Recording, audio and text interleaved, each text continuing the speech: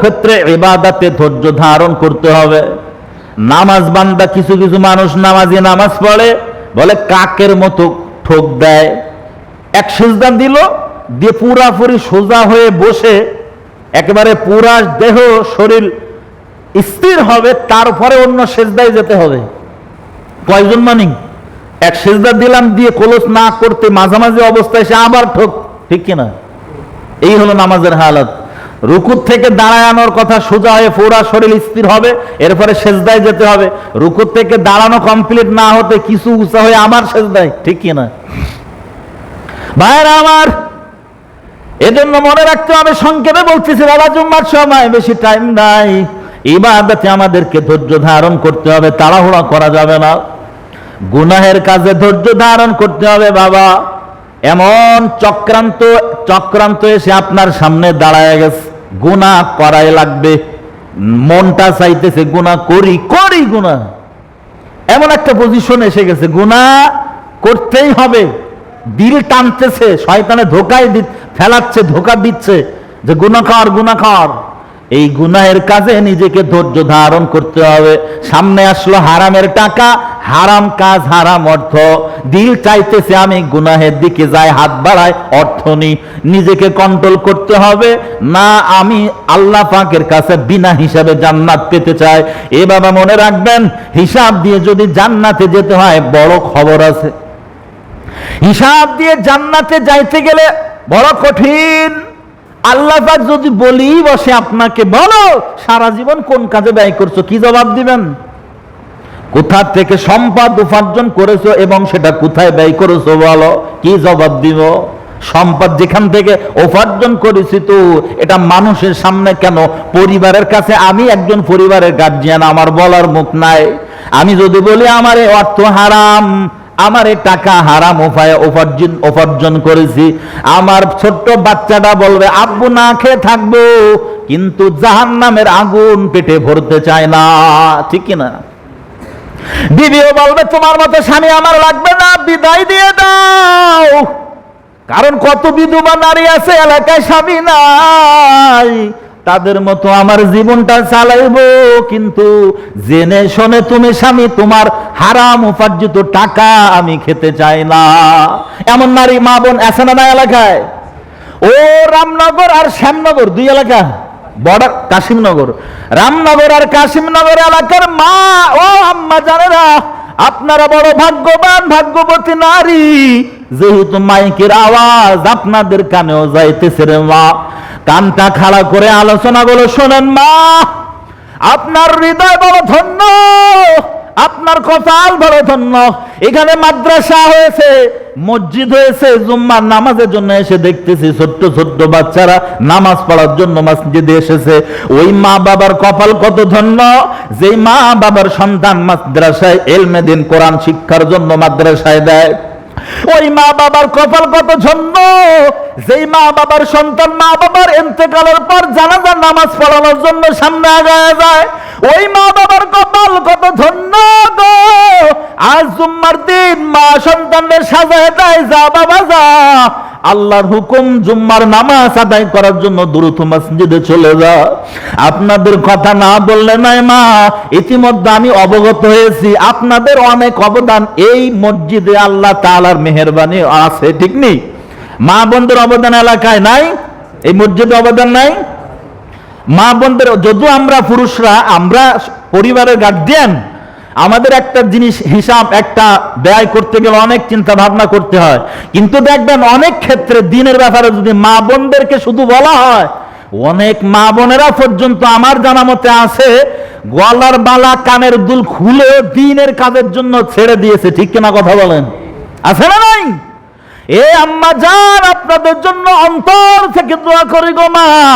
দিনের কাজের জন্য যখন যেভাবে আপনারা বলবে দাঁড়ায় যাবেন লাগবাই বলে, যতটুকু সামর্থ্য হয় সাধ্য হয় দিনের জন্য চেষ্টা করবেন।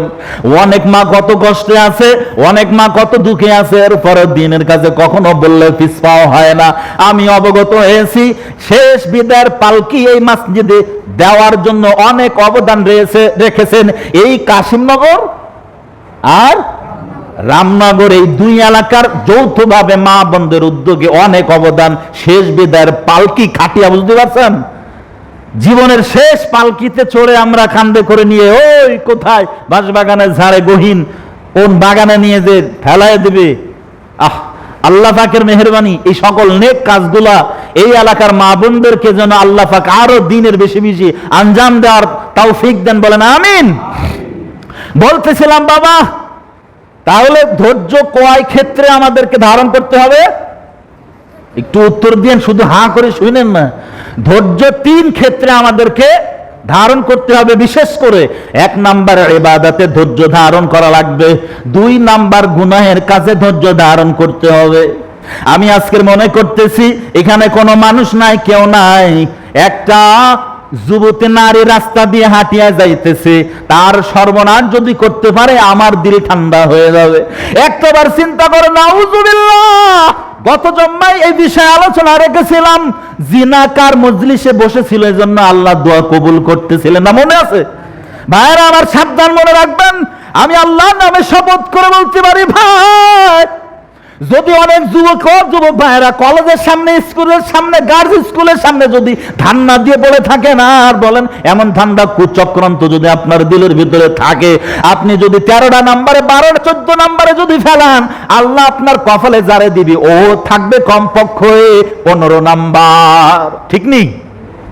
আপনি যদি আল্লাহ না করুক কোনো মায়ের সতীত্ব নষ্ট করেন, নাউজুবিল্লাহ, তবে মনে রাখবেন হয়তো হতে পারে আপনার জীবন দশায় বেঁচে থাকাকালীন কোন নারী, সে আপনার মাও হতে পারে, বোন হতে পারে, অথবা আপনার কন্যা সন্তান হতে পারে, কোনো না কোনো হায়না কোনো পশুর মাধ্যমে সেও কিন্তু বেইজ্জতির শিকার হয়ে যাবে। সাবধান, কথা বোঝেন নাই ভাইরা আমার? আল্লাহ সবার সহি বুঝ দান করেন, বলেন আমিন। সংক্ষেপ কথা তো বেশি সময় না, লং টাইম বিস্তারিত ভেঙে ভেঙে বলতে পারতেছি না রে বাবা। তাহলে আমাদের গুনাহের কাজে ধৈর্য ধারণ করতে হবে, মনে থাকবে। 3 নাম্বার, মুসিবতে ধৈর্য ধারণ করতে হবে। বিবাদ আসলো, আর গ্রামীণ ব্যাংক, আশা ব্যাংক, আর যা আছে দুর্দশা বললো, নেও না, অর্থ নাও, পেট ভরে খাও, সুখে দেখে শান্তিতে থাকো, ব্যবসা বাণিজ্য করো। খবরদার মনে রাখবেন বাবা, হয়তো আল্লাহ পাক এই দিয়ে আপনারে পরীক্ষা করতেছেন। আমি যে আয়াতখানা পড়েছি সূরাতুল বাকারার 2 নাম্বার আয়াতে বলেন, ও ঈমানদার, ও আমার বান্দারা, আমি তোমাদেরকে অবশ্যই পরীক্ষা করব, অবশ্যই পরীক্ষা করব। বরং পরীক্ষা যার যেমন ঈমান তার পরীক্ষার ধরনও কিন্তু তেমন।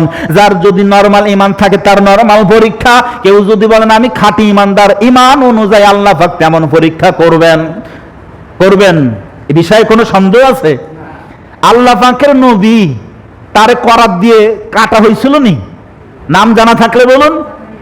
হ্যাঁ, আলহামদুলিল্লাহ, জাকারিয়া আলাইহিস সালাতু ওয়াস সালাম, আল্লাহ পাকের নবী, তারা আগুনে ঝাঁপ দেওয়া লাগছিল নি? কথা বলেন। নবী প্লাবনের তাকায় দেখতেছে নিজের কলিজার টুকরা সন্তান পানিতে ডুবে শেষ হয়ে যাইতেছে, প্রাণ পাখি হাত বাড়াবে, ডাক দিবে, আল্লাহর অর্ডার হয়ে গেল, ও নবী সাবধান, দ্বিতীয়বার যদি ডাক দাও নবুয়তের দরওয়াজা থেকে তোমার নাম কেটে দেওয়া হবে। কারণ সন্তান ঈমান আনে নাই, আর আমরা মানুষরা অপেক্ষায় থাকি একদিন না একদিন তো তওবা করব। ওরে মৃত্যু আসবে, দেখবো হুজুররা বলছে না আজরাইল সামনের মাথায় আসবে, ওই যখন আসবে তখন খাটি দিলে তওবা করে নেব। গত আলোচনা ধারাবাহিকভাবে আমরা বলেছিলাম আল্লাহ পাক শেষ মুহূর্ত পর্যন্ত, একবারে সাকরাতুল মাউত, এই সময় পর্যন্ত বান্দার দিকে কুদরতি নজর দিয়ে তাকায় থাকে, বান্দা তুই তওবা কর, তো তওবা করতে দেরি, আমি আল্লাহর মাফ দিতে দেরি না। বান্দা ধান্দায় আছে যে ওই সময় তওবা করব, আল্লাহ পাক মাফ করে দিবে, জীবনে সব গুনাহ ক্লিয়ার হয়ে যাবে, আমি বিনা একবারে মাসুম হয়ে আল্লাহ পাকের কাছে যাব। কিন্তু না না না, সাবধান, আল্লাহ যদি রাগান্বিত হয়ে যায়, আল্লাহ তাআলা যদি গুসা হয়ে যায়, আপনার জীবন ভবিষ্যৎ যদি নষ্ট লেখা হয়ে যায়, যদি আপনার দুর্ভাগা পলা কপাল যদি হয়, ওই ফিরাউন বলছিল আল্লাহ তুমি একজন আছো মানতেছি, আমারে ছেড়ে দাও, পানিতে চুবায়ও না। আল্লাহ বলে আল্লাহ, আর বহুত সুযোগ দেওয়া হয়েছে জীবন দশায়, তুই মানিস নাই, এখন শেষ বেলায় এই কথা তোর মানা হবে না। চুবায় চুবায় ফিরাউন রে নীল নদে শেষ করছে কে? ভাইরা আমার, এজন্য সাবধান, আল্লাহ পাক অবশ্যই আমাদেরকে পরীক্ষা করবেন। ওয়ালানাবলুওয়ান্নাকুম বিশাইইন মিনাল খাউফ ওয়াল জু ওয়া নাকসিম মিনাল আমওয়াল ওয়াল আনফুসি ওয়াস সামারাত ওয়া বাশশিরিস সাবিরিন। আল্লাহ পাক বলেন অবশ্যই তোমাদের আমি পরীক্ষা করব। ওয়ালানাবলুওয়ান্নাকুম বিশাইইন মিনাল খাউফ, ভয়, বিশাল ভয়, দিনের আল্লাহর দিনে জমিনে বাস্তবায়ন করার লক্ষ্যে যারা সংগ্রাম আন্দোলন কাজ করতেছে, হক পন্থায় যারা প্রচেষ্টা করতেছে, তাদের ভয়, তাদের উপরে মামলা হামলা আন্দোলন আছে না নাই? আছে না নাই? জোরে বলেন আছে না নাই? তাই বলে কি আল্লাহর দিন বাস্তবায়ন করার জন্য আমি আমার স্থান থেকে কি এক বিন্দু পরিমাণ পাও পিছপাও হয়ে যেতে রাজি আছি? কথা বলেন। ওয়া মাকারু ওয়া মাকারাল্লাহ ওয়াল্লাহু খায়রুল মাকিরিন। আল্লাহ পাক যদি আমারে হেফাজত করে, তুই বান্দা কি করবি? কথা বলেন। আগামী